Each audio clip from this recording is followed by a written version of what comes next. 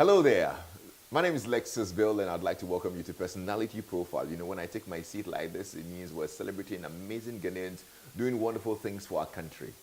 So March is our Ghana month, and like you've noticed with our programming, everything Ghanaian, promoting everything Ghanaian, our culture, our destinations as well, and conversations about the contribution of tourism to development. Last weekend, Showbiz A to Z had a conversation at the Kwame Nkrumah Memorial Park about the contribution of the Ga people to our tourism and our development. And that was a very endearing conversation. This weekend, though, we're heading to the Volta region. Yes, the Volta adventure is on. We're exploring parts of the Volta, the Tafia Tommy Monkey Sanctuary, Mount Gemi, and the Fair Waterfalls and whatnot. Thanks to Volta Serene, who are also hosting us. So hundreds of our listeners and our viewers will be joining us on that trip, and I hope you are on that bus. Well, today, we get to have a conversation with an organization that's actually mandated to promote sustainable tourism here in Ghana. And of course, they are the lead when it comes to tourism here in Ghana and promoting our culture and more. We've done our bit. We're doing our bit as well to promote Ghana. But of course, under the auspices of the Ghana Tourism Authority, who are taking the lead in making sure we sell Ghana to the whole world. Now, our team lead is my guest today, and I'll tell you about her so that you get to know who I am referring to. Now, she actually started her career in these circles with cameras and lights and action, producing TV shows back in the day at Ghana Television. And she produced some educational children's content and women's programs. I don't know how she decided to abandon us like that, but I think she's still in the circle some way, somehow. After some years as a media practitioner, she delved into of tourism, where she played a very pivotal role as one of the foremost Ghanaians in the tour business. Later, she would venture into events, organizing world-class events and hosting the likes of Akon, Shaggy, and so many other international artists. She's had a very colorful career. You have no idea. At one point, she'd be a general manager of one of Ghana's premier international hotels, somewhere in the 90s, coordinating presidential clients from across the world. Later, she would get into the building and property market, and I'm like, wow, she literally has so many sides. She's actually traversed, many industries, and today she's actually in the Ghana Tourism Authority, and rightly so. She's the founder and CEO of Image Consortium. That's a pioneering organization in Ghana's building and property exhibition industry, and also the MD of IE Design. That's an innovative interior and exterior design firm. A proud mother of 2 daughters, she's a passionate advocate for women in leadership, actively mentoring young professionals and championing diversity in the industry. Chief Executive of the Ghana Tourism Authority, Marilyn, Maame, Efua, Sekyi-Aidoo, Houadjeto, my guest. Hello, Maame. Hello. Was that a mouthful? Well, it was okay. I could handle it. I just didn't know all the other details. I just knew the Maame, Houadjeto, but okay. Marilyn inside and Sekyi-Aidoo. So good to see you. Good to see you. It's been a while. And you look good as usual. Oh, you look amazing. I mean, I told you about her colorful career. I didn't tell you about her colorful Ghanaian outfit. My goodness. That's an amazing got there. Thank you. Thank you. You're really epitomizing all of Ghana and all of the vibrancy that we have, aren't you? Thank you. Thank you. Thank you. Let me say congratulations as well. Thank you, my darling. On your appointment as CEO of the Ghana Tourism Authority. I mean, first thing I thought was, wow, that's an arduous task. Like, seriously. But rightly so. I'm sure for you, you were excited. I was excited. Yeah? Very excited. Very excited. Especially because I thought that the industry that I was appointed to was an industry that I was so familiar with. Right. So that excited me. Yeah, yeah. Did you think about the work involved?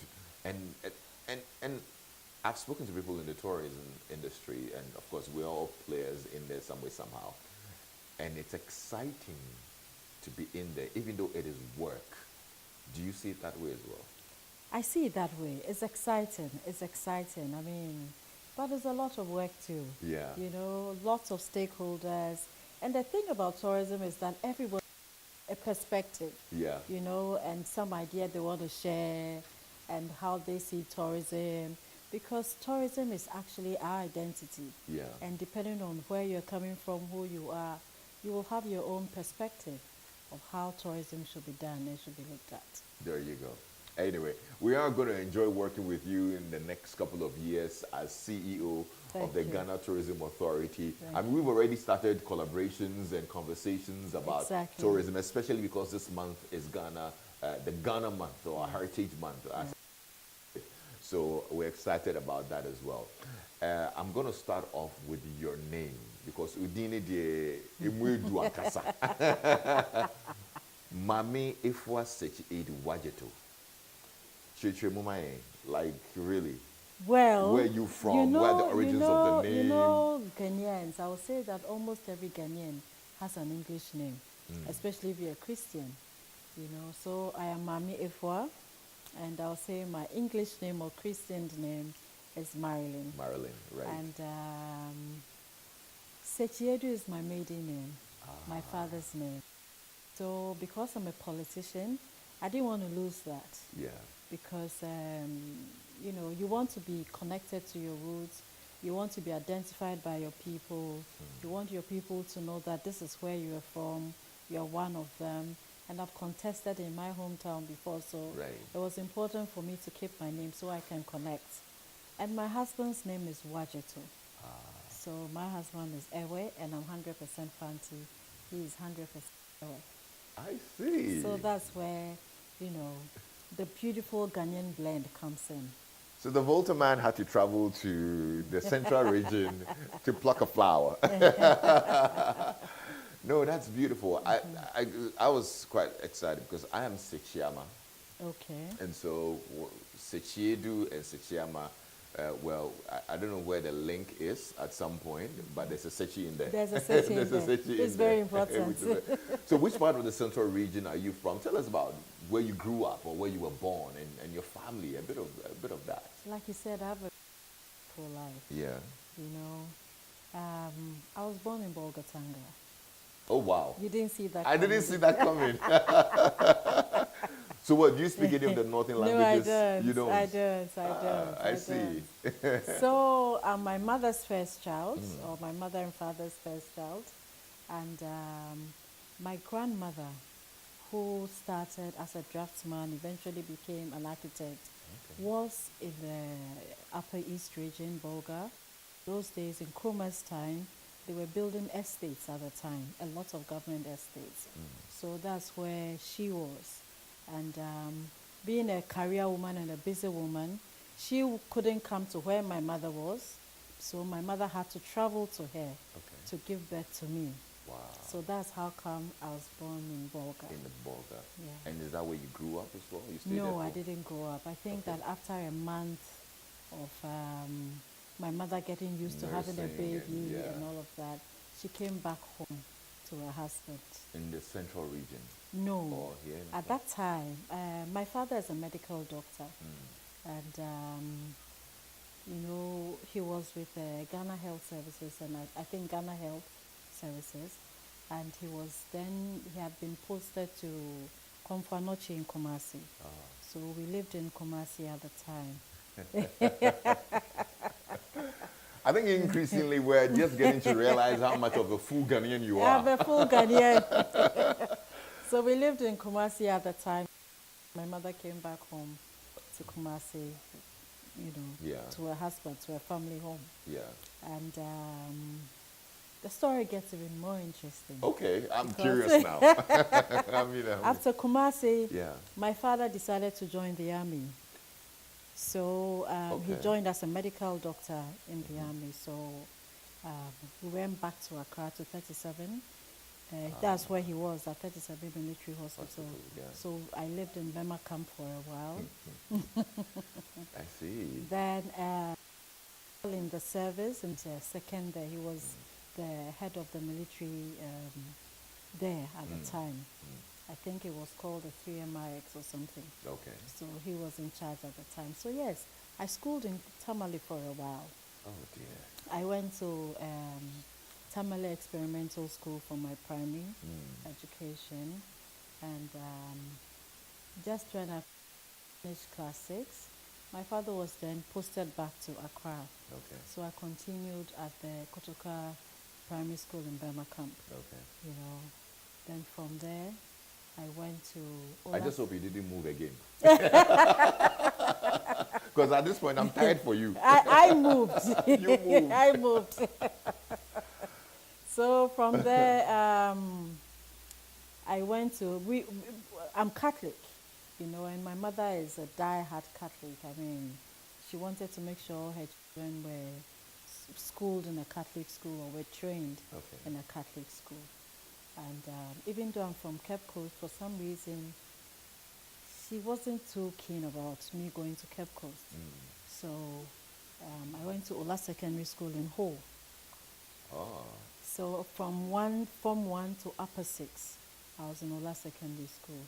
And that's how I got attracted to an Ewe man. So I was waiting for you to get there. So and that's really how you met your husband? No.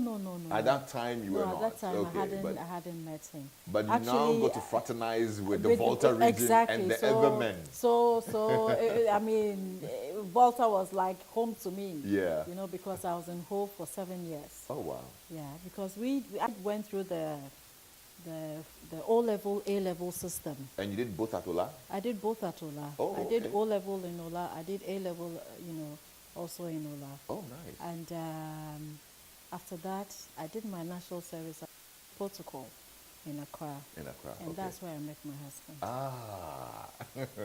Look, your story is very interesting, eh? I mean, the way we've woven, yes, you're like we've woven very the colorful, story. very colorful story. Very colorful. I see, but I mean, as a young person, all those movements, how did that affect your upbringing? And especially also, I'm curious to know how the role of your father was, especially because he was a medical doctor, then he's in the military and all of that. Did you see any kind of changes with your upbringing? Well, number one, the movement. I mean, we moved around a lot. And number two, my father, my father was somehow caught in the Rawlins's coup. Was it 82? The early 80s. The early 80s. I don't remember the date. 80, Yeah, so he was caught in the coup. And when you say caught in the coup, what do you mean? well, when I say caught in the coup, what I meant was, at the time, he had gone to work in the morning, I mean, like he normally will do. And he was at work when he realized that there was this coup, and the other ranks were attacking the senior officers. And he was in the military at this point? So he was in the military at this point. So at this point, the soldiers captured him and a couple of other senior doctors in the hospital. Okay. There was one doctor called Dr. Ninakwa. So Dr. Ninakwa and my father, who was then Dr. Sekyi-Aidoo, were giving some drills. Honestly, they almost lost their lives. Really? And that was very devastating for my father, to think that, he was there to serve, especially the other ranks, the younger soldiers, and they maltreated officers like that, According to him, Tamale is interesting, where they took them to some hill and got them rolling down the hill, Oh, wow. Yes. That's what And they did to them. the And these were junior officers? Junior officers. These junior officers were ready to kill him. And somebody shouted, "He's a doctor. If you killed him, what will happen if we had casualties?" So that's what saved him. That is what saved him. And that was quite traumatizing for him, especially because his favorite sport was boxing. He was physically strong, very strong man. And in the army, they have all sorts of sports they partake in for entertainment, release of stress, that kind of thing. And his passion was boxing. He even has trophies in boxing. Oh, okay. So physically, very, very dramatic for him. But anyway, as a man, he went through it for a while. And after the coup, he decided to retire from the army. After all, he was a professional person. Yeah. So he retired as a major in the army. So he's Major Dr. Sekyi-Aidoo. Okay. Yeah. and he started his own private clinic.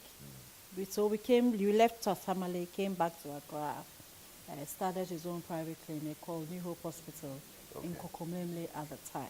All right. Yeah. So, when all this was going on, I'm sure you're probably young, but you could perceive it. What effect did that have on your family? Like I said, he was traumatized, but for some reason, at the time, the uprising um, was good and bad. Good and bad in the sense that people, especially the military people, the senior officers who were molested, attacked, some killed, I mean, their families could know people were jubilating because they wanted the uprising, Okay. so it Yeah. was a very, very confusing time for us. Right. Very, very confusing time for us because it looks like outside our home, everybody was jubilating. Yeah. They wanted the uprising, they wanted change. But inside the house, we went through that traumatizing situation. Yeah. So, yeah, Did it shape your personal worldview in any way? it did, because when I was younger, I wanted to be a military woman. I wanted to go into the army. But for the sheer thought of that, I didn't. I remember when I was done with A levels, I said, if you still want to go into the army, this is the time. I mean, so Yeah. I said, I'm not going. And he said, why? I said, well, You don't want to go roll down the mountain. So yeah, it didn't have a very good impression on me. But at the same time, I mean, anybody who lived in Burma camp or was a soldier's child, you felt different, you felt special. It was a beautiful small community that we all lived in, and that seclusion with each other, and you felt a little protected, Okay. So yeah, that feeling was there. But once we were out of Burma camp, it was a very another experience, phase of life. another phase of life for Yeah. us. In all of this, I mean, you hardly mentioned your mother, but what role did she play for you, and what are some of the lessons you would say you Yeah, can my pick up from mother, her? my mother was a very strong woman. I mean, she was there all the time for us, especially when my father had to go to Middle East at the time to also protect. I mean, the soldiers always Yeah. go to Middle East. Peacekeeping. That's what they call it. Yeah? Yes, peacekeeping. And so my mother was there with us. But my mother is a journalist by profession. So she worked at GBC for a long time. So even when we were in Tamale, she was at the Tamale GBC. But she is also a very strong woman. And Okay. So it's safe to say that influence was the one which became paramount I eventually. think so. Because, yeah, from the military dream that never materialized, Yes. now there was some media in the house as well. Exactly. So was that one of the professions you'd say as a young person you wanted to, just because your mom was in there, or what? I had Oh, there's admiration for another- journalists, especially Okay. because the likes of Sekyi-Aidoo and the likes of there was a lady called Hannah Dankwa Smith Okay. in those days. I mean, when you would hear her speak English on radio, it was tantalizing to the ear. I always said I wanted to speak as well. I wanted to speak as good as that. Yeah. And when I saw these beautiful ladies read the news and all of that, it was interesting. But I didn't think I'll be a journalist. Like Okay. I said, I wanted to be a doctor. I wanted to be a soldier, just like my father. But after all the trauma that we all went through, I think it shifted that Okay. dream a bit. Yeah. And I national service as state protocol. I went to Ghana Institute of Journalism to Right. read journalism, Yeah. and I worked as a journalist for a while. I did my internship at Ghana News Agency. After school, I worked with GBC, but I'm quite a shy person. Are know. you? That's news to us. So, or I was a shy person. Yeah. So I remember when I went to GBC, everybody said, "Oh, she'll be a good material to read news, to be in the good newsroom and all Yeah. of that." But I wanted to be behind the cameras, Okay. So when I expressed my wish, I was taken to the production department. Okay. I had a boss called Efua at the time, and he was a producer for children's program. So I worked with Geoffrey Crow, and as an assistant producer.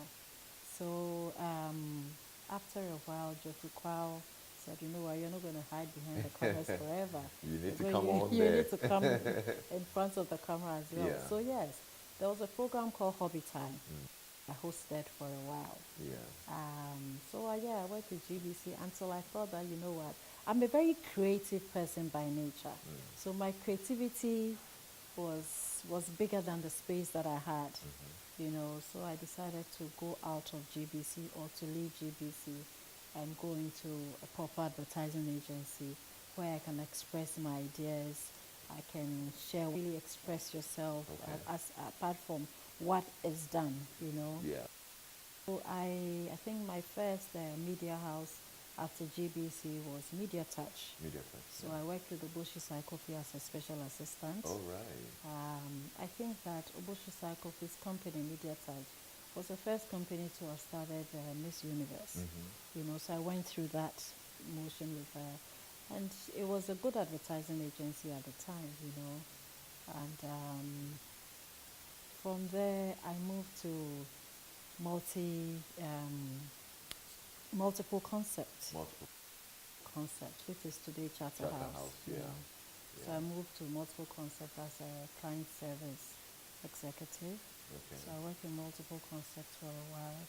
It was exciting. I always say that I'm one of the proud staff that actually helped Miss Ayoda to start the Ghana Music Awards. Yeah. You know?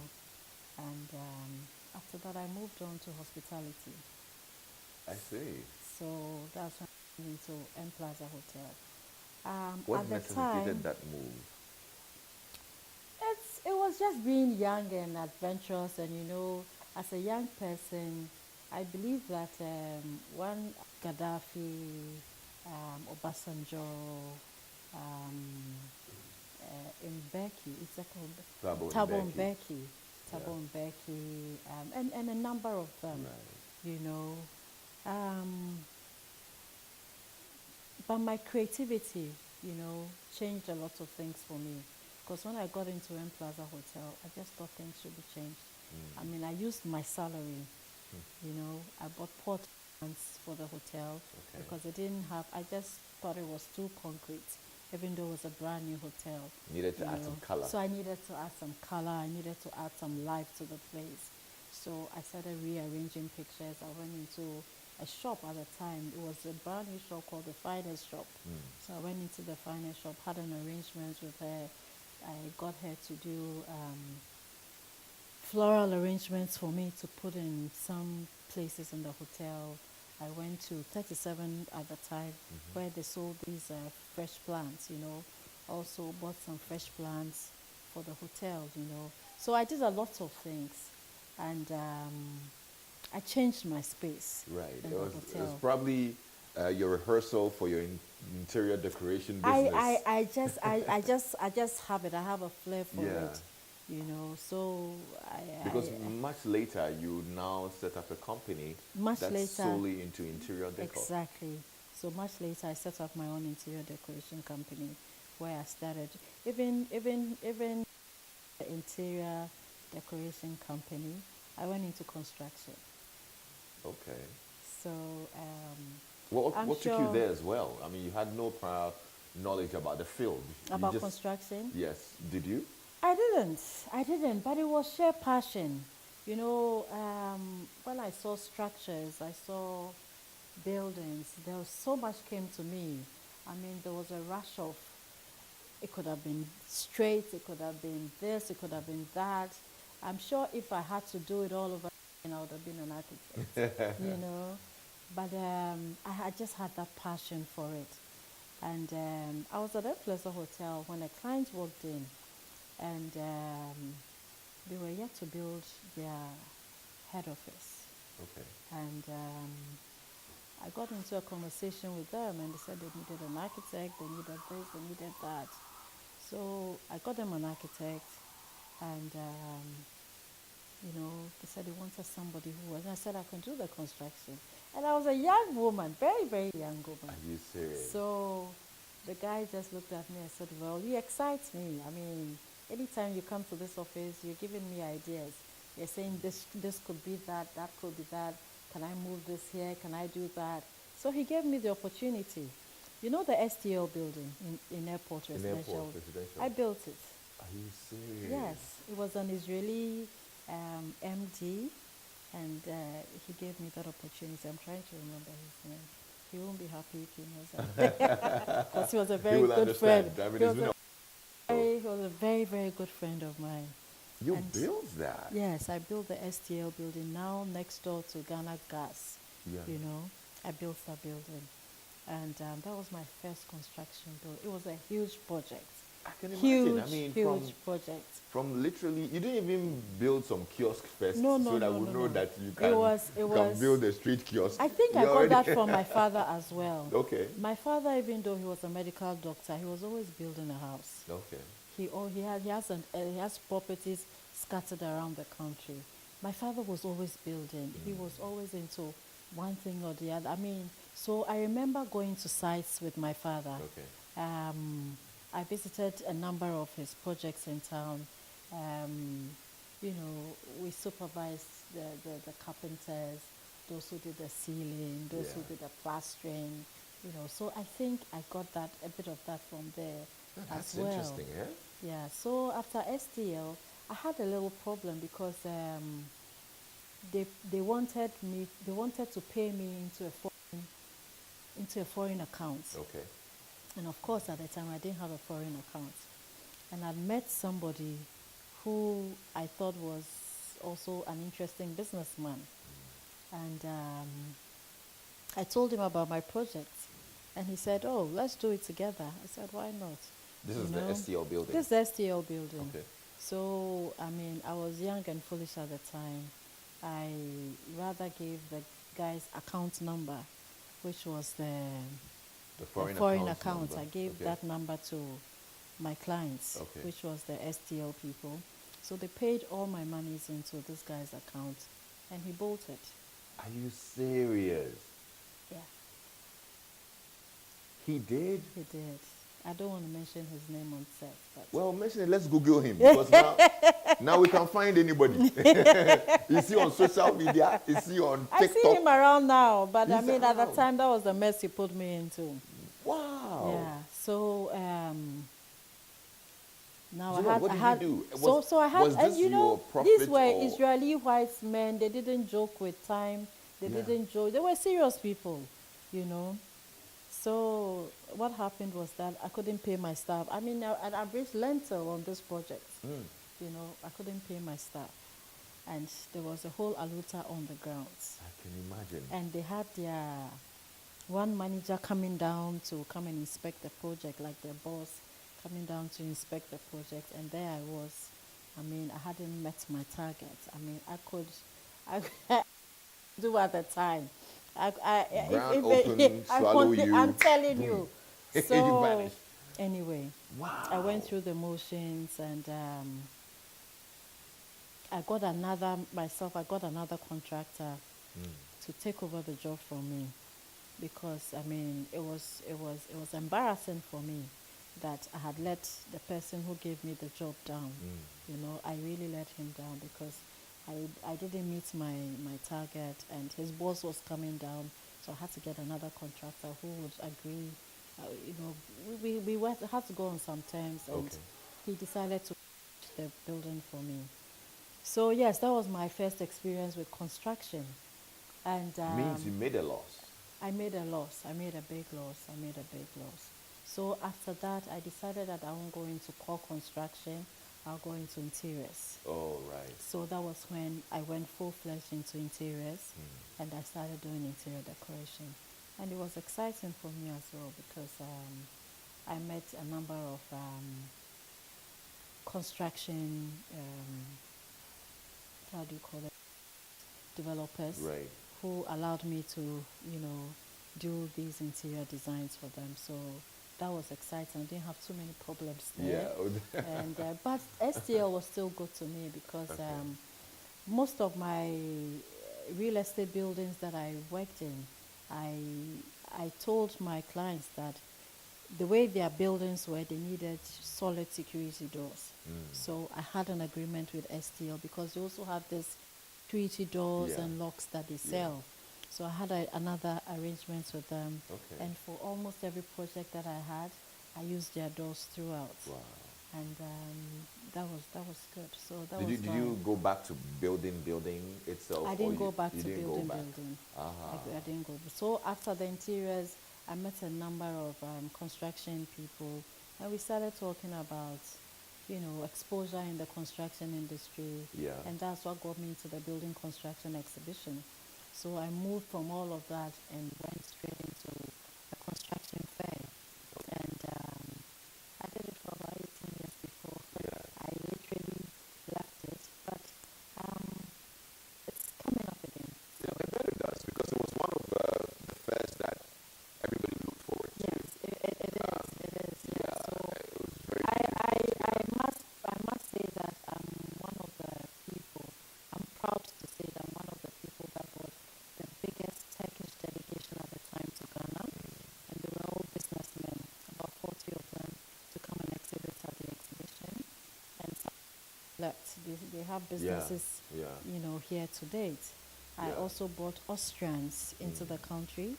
I bought a couple of English companies, but that was not much. That was about 4. But with the Turkish, I bought 40 of them. With the Austrians, I bought about 15. Wow.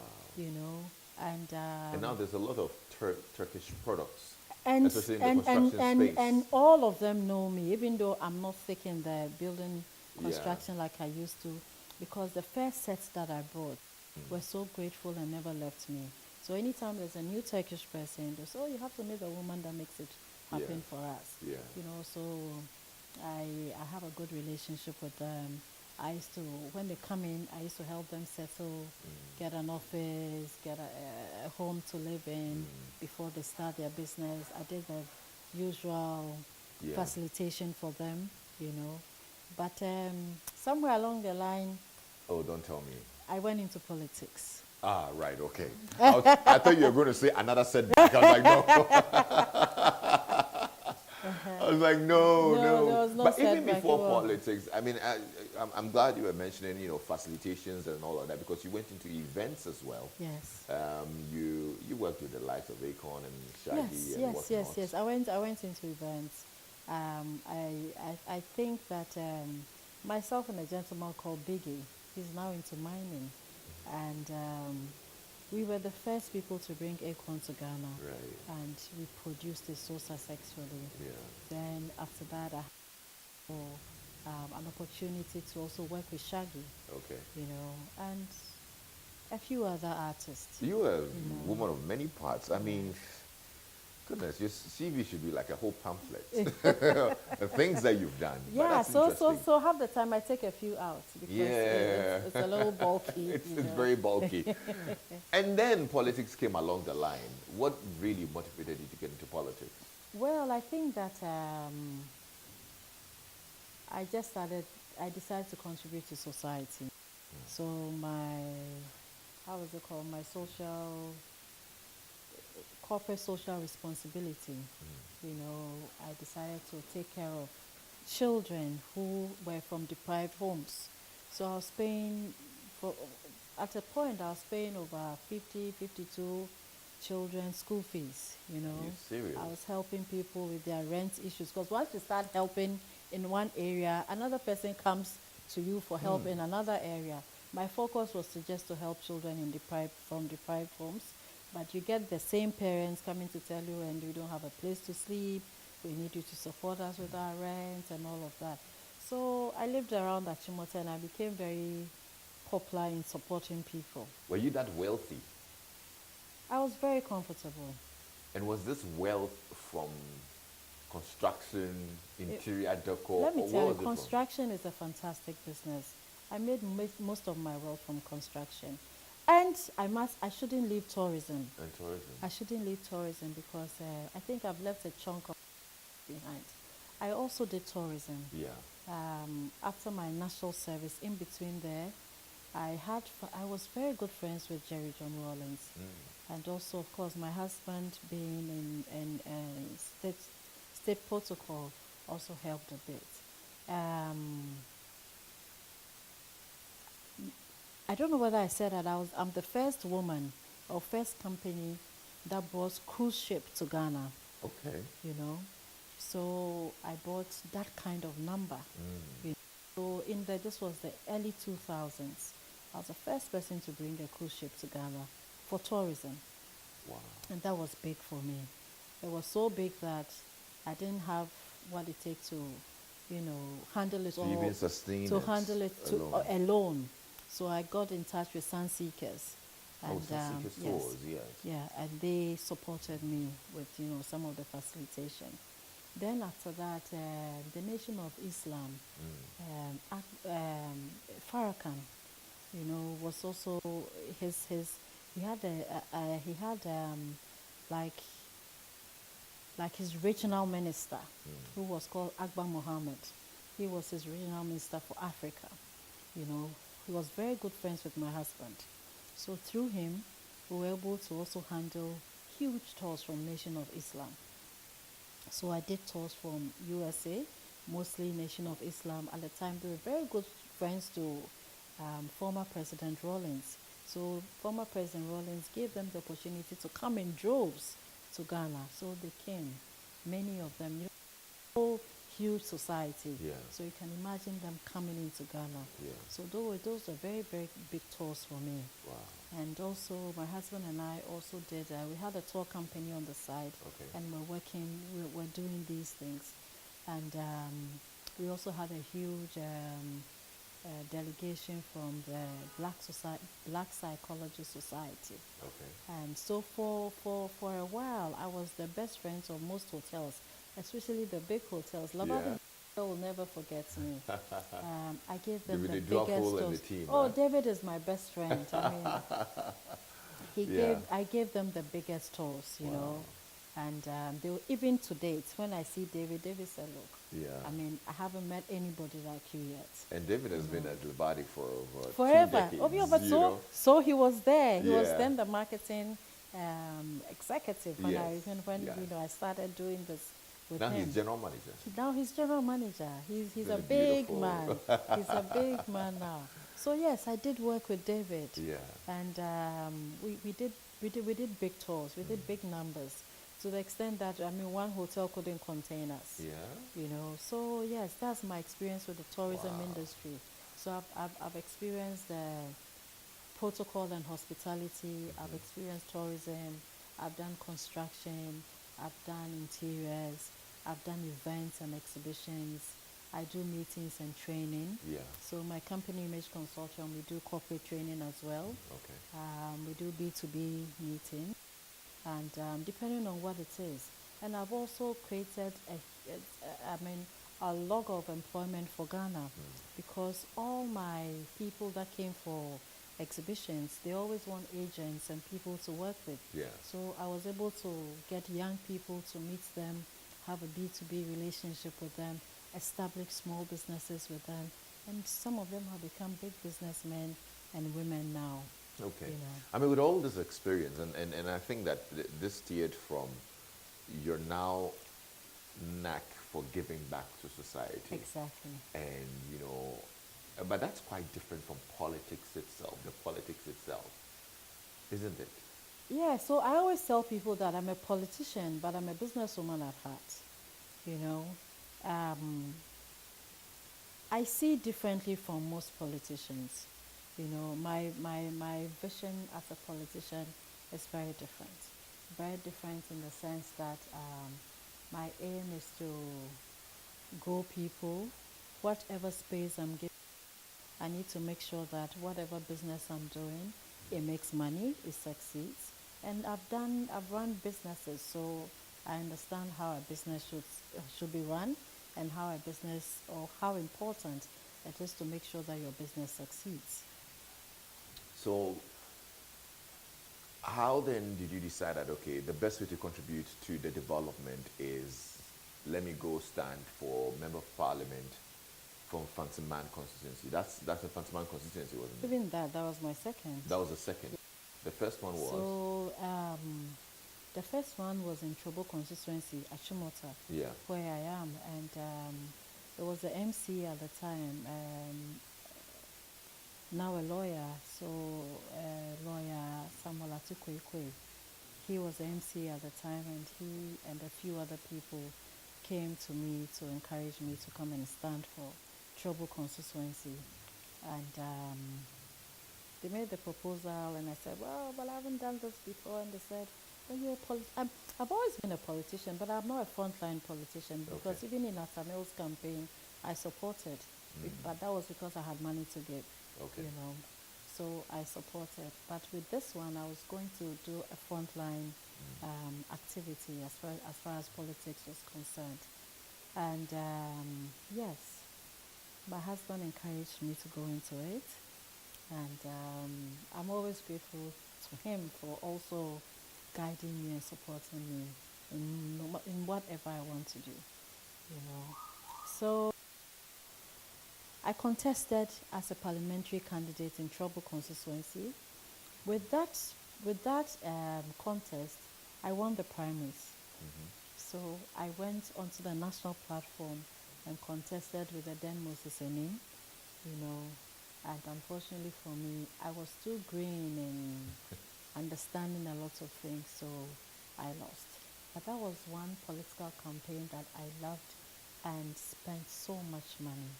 You know, at the time, NDC was going through the Domsaw era and all of that. So I remember I gave a couple of generators to choppers and drinking, you know. I supported with fridges. I hope you didn't go and take it back. Defrizzers. I didn't do it. Go and take them back. No, Okay, not at all, not at all, not I at know all. some people I 2 mean, years oh, back. When they no, lost, not they're at like, all, not at all. your generator I no fire kept there, on, man. I kept on taking care of children. Yeah. That was my ministry, actually. Okay. You know, so you meet a lot of pastors. So there was one pastor I was very close to, Pastor Plaha, and he kept saying that, you know, you have to go into pastoral, you know, because you have a passion for children, Yeah. and your ministry is children. I thought about it, and I said, hey, so I'm going to leave politics, go and become a pastor. This is a shy girl. Anyway, so I continued with the politics. Okay. And later you'd move to now. even before that, Oh wow, that's another after one. I lost at the Chobo constituency, I contested for the National Deputy Woman Organizer position. Right. So this was a competition or a campaign around the country. That was a Right. national position. Okay. So I went through the national contest, and I won. Yeah. And I was just too excited. Yeah. And like my husband would say, once you put your hands in politics, you know, it's difficult to leave. Yeah. You want to go all out. You want to go all out, because my first campaign at Trouble constituency, man, I spent a lot of money. It's embarrassing to say it on TV, you know. Do you remember how much? I remember, How but much? I can't say it. I mean, give us a range, just so I get to understand what it takes. It was a lot of money. It was a lot of money. Millions of Ghana cedis. A couple of millions of Ghana cedis. Oh boy. Yeah. Couple means not less than 2 million Ghana cedis. More than 2 million Ghana cedis. Oh my goodness. Yeah. Boy, oh boy. Yeah, it was more, you know. Did it break you? It didn't break me.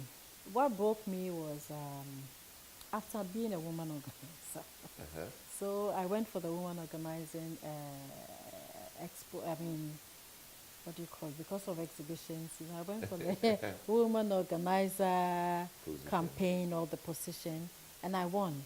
So I was excited. I was the deputy national woman organizer for the NDC party, and Dr. Hannah-Bisi was my boss at the time, and an exciting position.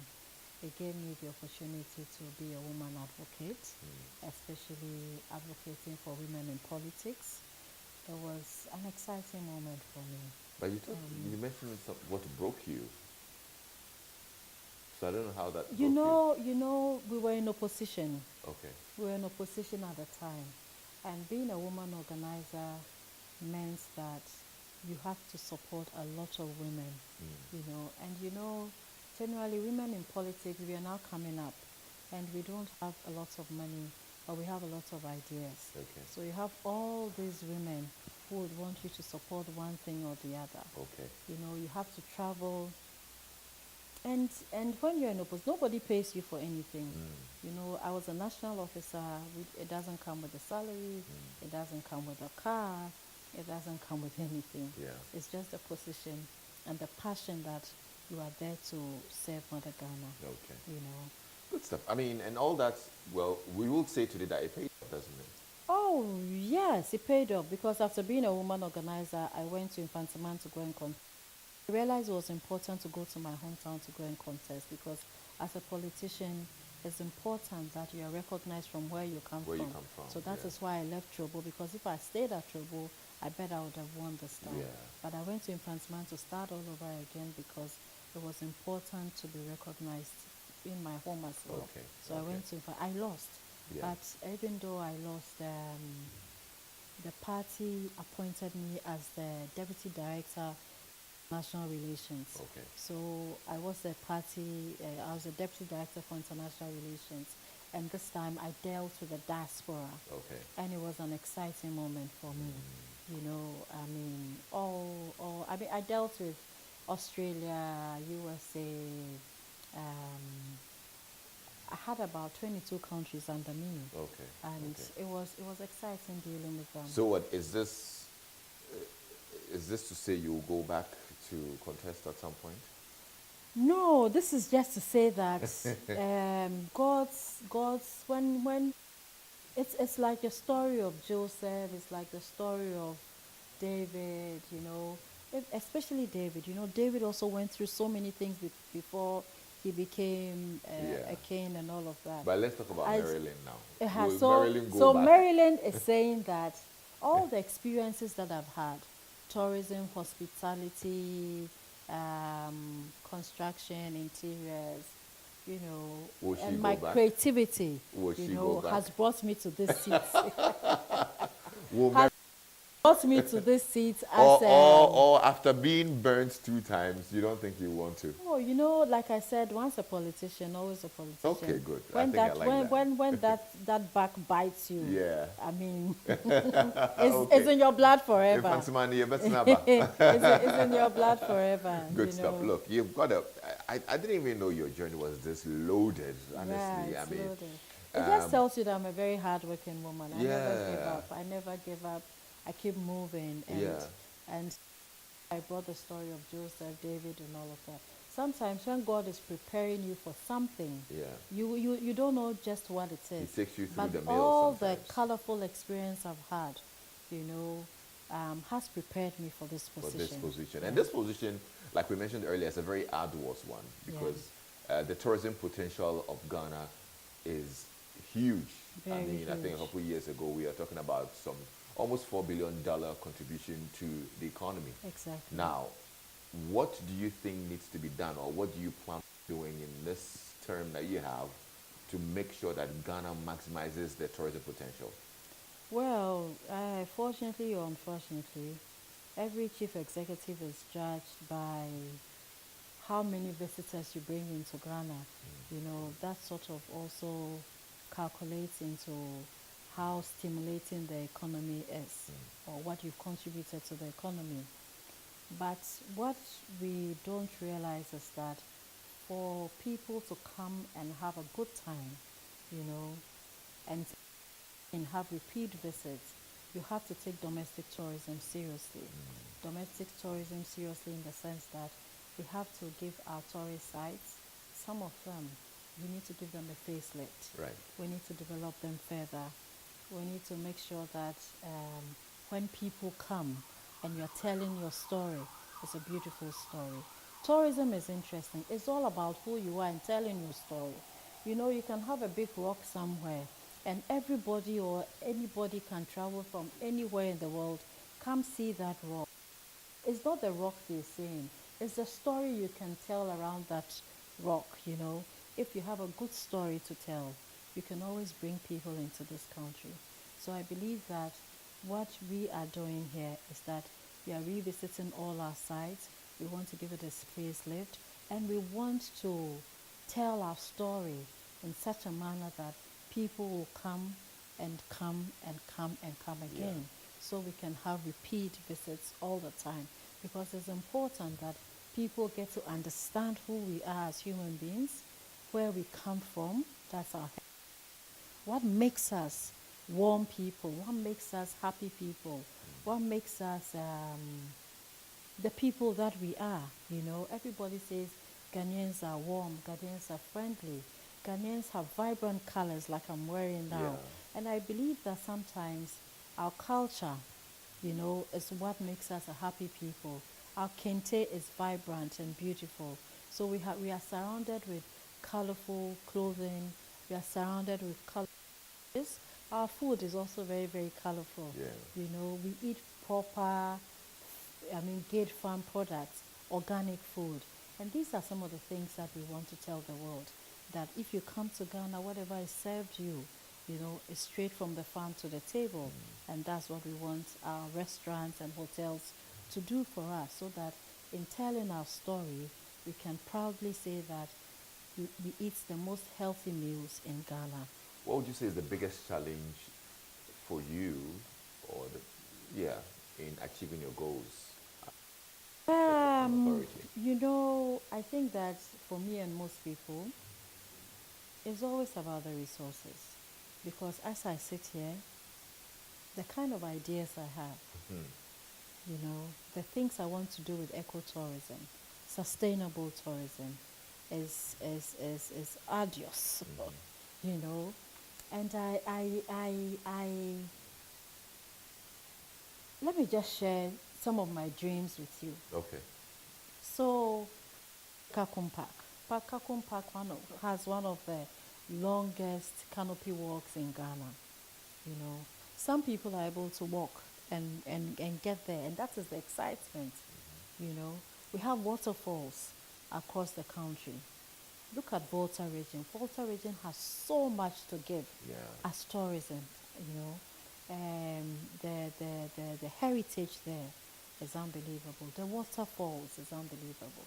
So, can you imagine if we had a train, okay, go through these forests, you know, and you see the whole forest, go up the hill, see what we have, some of the games that we have in the forest, especially even in Volta region.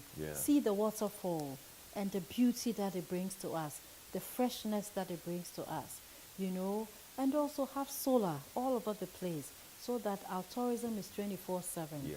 Have affordable accommodation in these forest places, so that when people come, they feel part of the environment. They enjoy the green environment. They breathe healthy, air. You know, they know that, look, when we talk about the green agenda, the place to enjoy the green agenda is Ghana. And that's where we're going now. Sustainable tourism is what we should do. It's our future. Because if we do not find a way of, you know, going green and turning things around, by the time your grandchildren, you know, are ready to into the next level, it will be gone. That's true. We would have depleted our forests, we would have damaged so much. So I'm calling for preservation of our tourist sites. I'm calling for some sort of development, but this should be in solar, even electronic gates. Powered by solar. Yeah, powered by solar. We should have electronic gates. We should find a way of adding technology to what we have to make it different and special, you know. No, these are great ideas. I'm totally with it. Over the weekend, I drove towards Akuse through the mountains and whatnot, and it was just beautiful seeing the greens and, you know, the road and how it was just beautiful and all that. There's a lot of potential in ecotourism, and I'm happy that you're actually going on that tangent. I mean, I wish you could go on and on with this conversation, because there's a lot. Let me just bring you, look at Ghana has one of the largest artificial lakes, which is Volta. If it was any other country, do you know how many yachts would be packed, or lined along the banks. banks. Yeah. You know, but we don't have that. So there's so much to do with tourism. Good There's stuff. so much to do to enjoy ourselves. There's so much to do to enjoy who we are and enjoy what we have.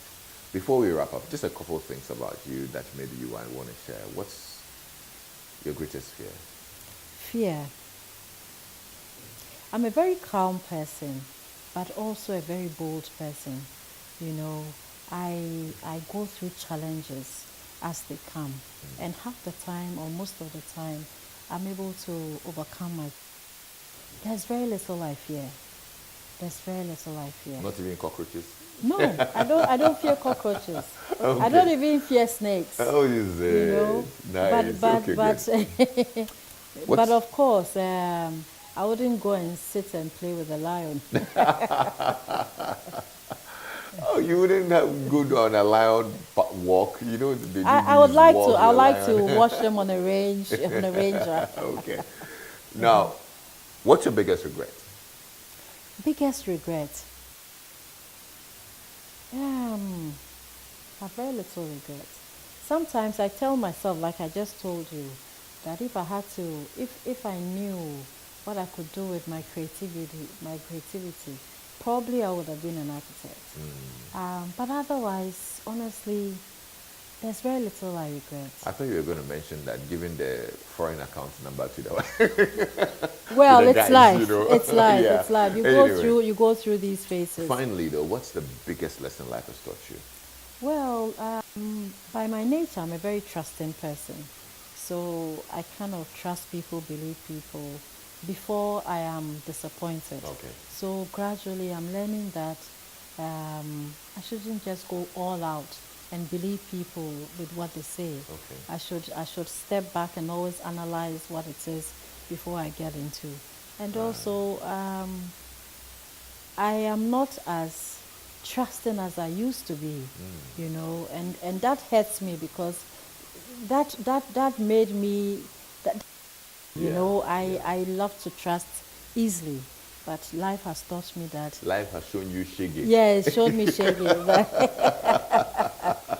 No, man, I mean, it's been great spending time with you. Your story is Thank you. beautiful and colorful, Thank literally you, as thank well. you, thank And we wish you all the best. Of course, we're here to support you and make sure that you succeed and do all that you're able to do Thank to you help very Mother much. Ghana. So thank you so much, Maame. I'm so grateful. It's been great spending It's time a with pleasure you. seeing you every time. Yes. Thank Look, you.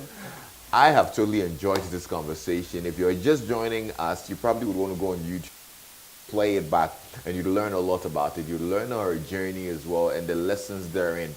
Maame, Efua, Sekyi-Aidoo, Houadjeto. Yes, the CEO of the Ghana Tourism Authority here on Personality Profile. I'm Lexis. It's been a great pleasure coming your way, and we'll be back next week. Enjoy your evening, enjoy your day, and of course, look out for us somewhere in the Volta region this weekend when we go on the Volta adventure. Bye-bye. Hello there.